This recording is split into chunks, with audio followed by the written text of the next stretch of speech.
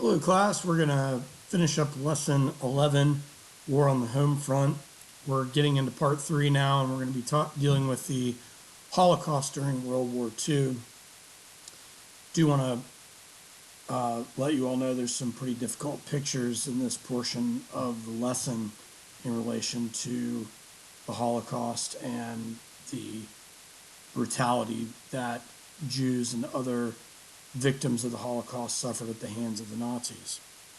Hitler's final solution was laid out as early as 1925 with the publication of his autobiography Mein Kampf, which was written and published following the Munich beer hall speeches and his subsequent arrest at the rise of the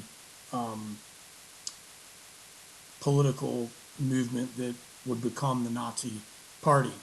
Laws against Jews were passed in 1935 through the Nuremberg Laws. For example, the Jews were forced to wear the Star of David to signify that they were in fact Jewish, and this was, of course, done after Hitler had taken over as Chancellor and ultimately Der Fuhrer, the leader of Nazi Germany. Nazi leader Joseph Goebbels ran a propaganda campaign to make this look like a rehabilitation effort by the Nazis to Christianize and rehabilitate the Jews. Kristallnacht took place in November of 1938. This was a systematic start to the Holocaust, where Jews and other victims of the Holocaust were rounded up. Their libraries and stores and synagogues were destroyed by the Nazis, and many of these individuals, notably the Jews, were forced into ghettos and later into concentration and labor camps. This was before the Nazis invaded Poland in 1939.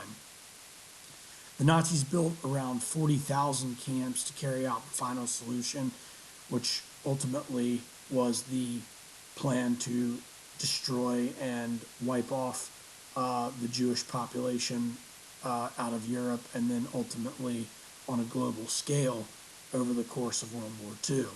Roughly 12 million victims lost their lives at the hands of Hitler and the Nazis in the Holocaust, 6 million of which were Jewish Europeans. The Nuremberg trials took place from 1945 to 1946.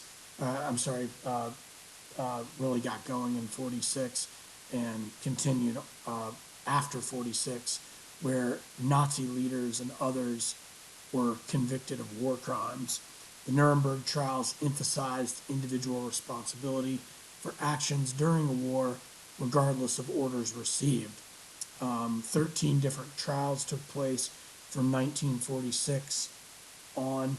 One of the most famous Nazi leaders who was tried was Hermann Goering, who ultimately committed suicide due to cyanide, taking cyanide rather than facing the gallows. If you're wondering about Hitler and Goebbels, those two committed suicide in the bunker during the fall of Berlin in May of 1945.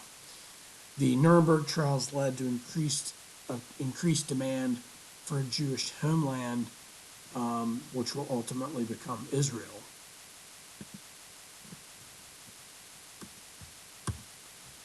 The Nazis targeted specific groups during the Holocaust and World War II. The specific groups were often the object of hatred and prejudice, and they faced increased risks of discrimination during this era of the war during World War II. Genocide, obviously the systematic and purposeful destruction of a racial, political, religious, or cultural group. And the final solution, as previously mentioned, was Hitler and Nazi Germany's decision to attempt to exterminate all Jews during World War II. So those who were victims of the Holocaust, Jews here on the right, we can see them wearing the Star of David on their coats. Poles, Slavs, Gypsies, undesirables, which would have included homosexuals, the mentally ill or disabled, and political dissidents of Nazi Germany.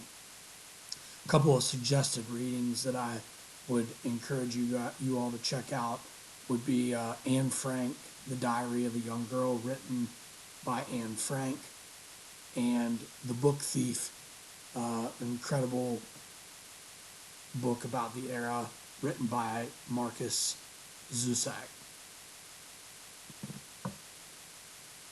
Here we have children in striped pajamas that were confined to concentration camps.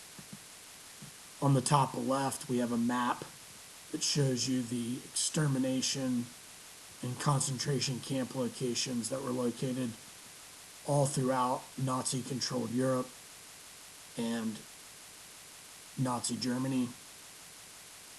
Here we have the entrance of Auschwitz, one of the most famous concentration and extermination camps, where on the entryway is a propaganda symbol in itself, Arbeit macht frei, with work comes freedom, but in reality, that freedom would never be achieved.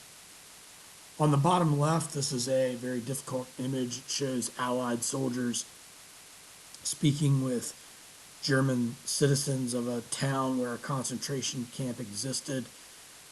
All able-bodied German citizens, upon the liberation of concentration camps, were forced to bury the bodies of the victims of the Holocaust who had been left behind by the Nazi guards that abandoned the concentration, extermination, and labor camps. And here on the right, this is a picture of liberated Jews that survived the Holocaust. This is an image of the Nuremberg trials that started in 1946, held in Nuremberg, Germany, to try Nazi war criminals that we see here for war crimes. This is a military tribunal. And then we have the area of Israel that is obviously a product of the Nuremberg trials and the creation of the United Nations and the post-World War II era, but clearly that has created a significant amount of controversy because Israel has enemies that are all around the country, and this is social, it's religious, and the dispute over the Holy Land dates back to biblical times. Here we have the Israeli flag with the Star of David. And then we have an image here of Jerusalem. All right. If you all have any questions at all, please feel free to reach out. Thank you all very much.